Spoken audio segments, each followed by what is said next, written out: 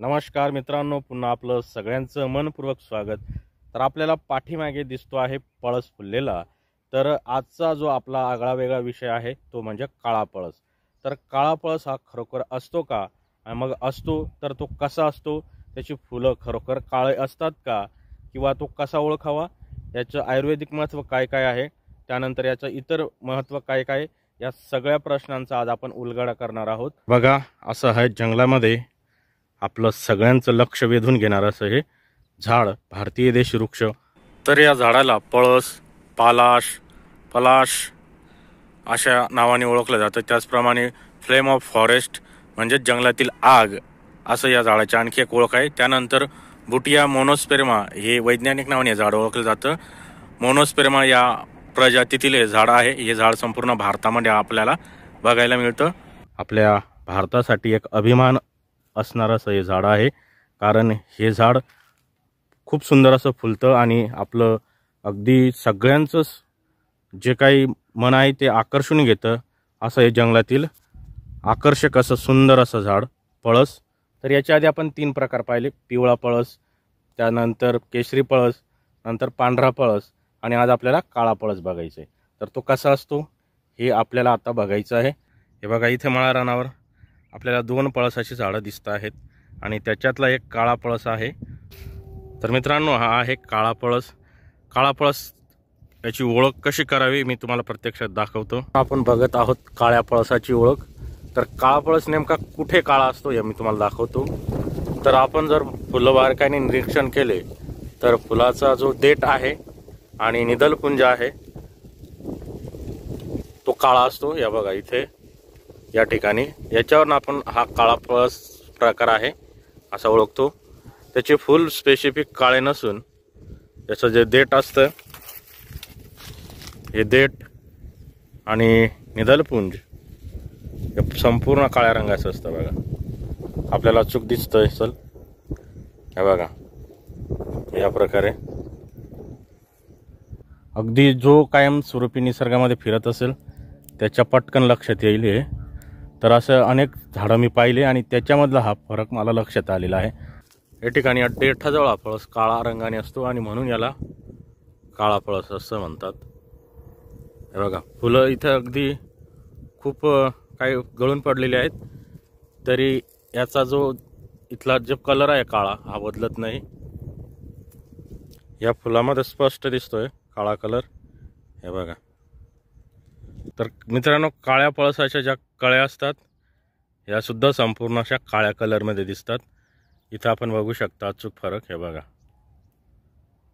या प्रकारे। हे बघा, इथं आपल्याला अधिक स्पष्टपणे फरक समजू शकेल।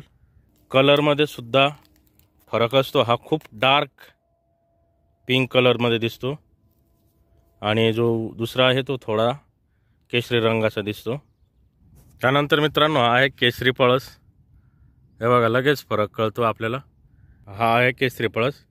याचं मागचं देठ आणि निदलपुंज असं नॉर्मली हिरवट कलरमध्ये दिसतं।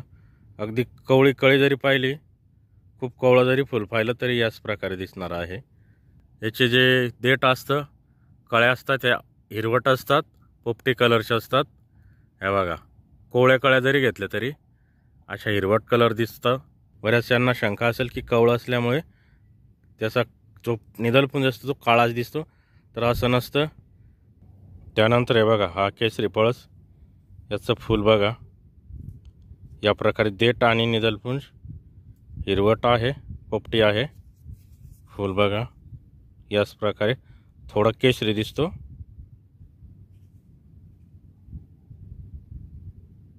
हे बघा, इकडच्या काळ्या पळसाचं फुल आहे, इकडचं केशरी पळसाचं फुल आहे। दोघांमध्ये आपल्याला फरक दिसतोय। तर मित्रांनो, आपल्याला फरक कळेल। इकडची जी घड आहे ही काळ्या पळसाची आहे आणि इकडची आहे केशरी पळसामध्ये। तर दोघांमध्ये आपल्याला फरक जाणवतो आहे। हे बघा, या प्रकारे दोघांचे फुलं, हे बघा, इकडचे खूप डार्क आहेत, इकडचे केशरी आहेत। हे बघा, पाठीमागे हे बघा, निदलपुंज खूप काळपट आहेत, इकडचे हिरवट आहेत।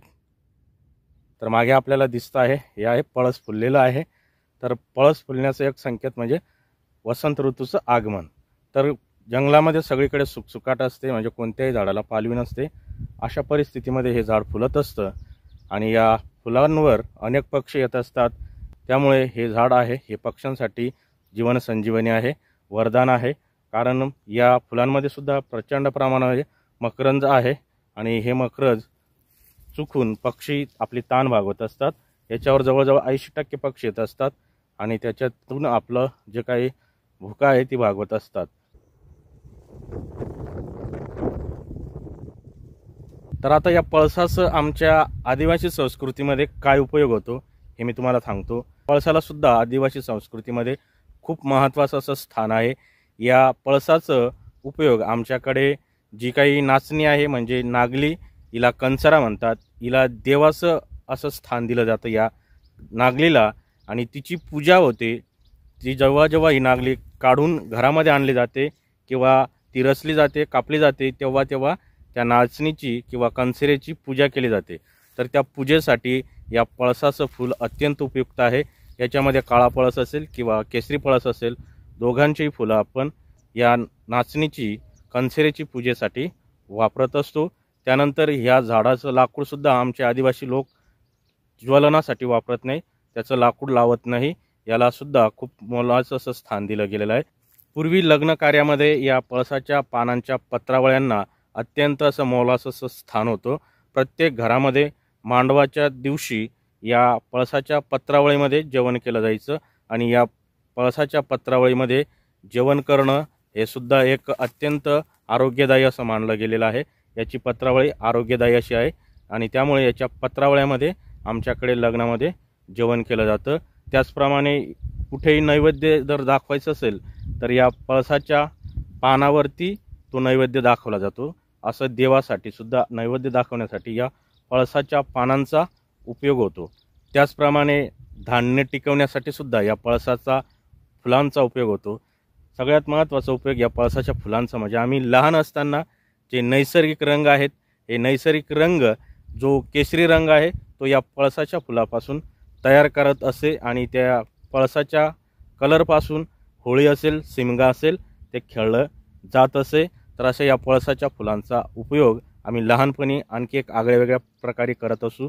म्हणजे अगदी शिमगा असेल, होळी असेल किंवा रंगपंचमी असेल, या दिवसासाठी या पळसाच्या फुलांचा नैसर्गिक रंग तयार केला जातो.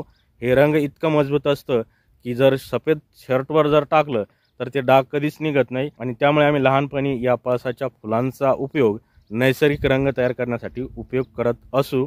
आणि आजही ती आठवण येते या पळसाच्या झाडाला पाहिल्यानंतर की आम्ही या पळसाच्या फुलांचा खूप सुंदर असा नैसर्गिक रंग तयार करून खेळत असू आणि एक आगळावेगळा असा होळी असेल, शिमगा असेल त्याचा आनंद घेत असू.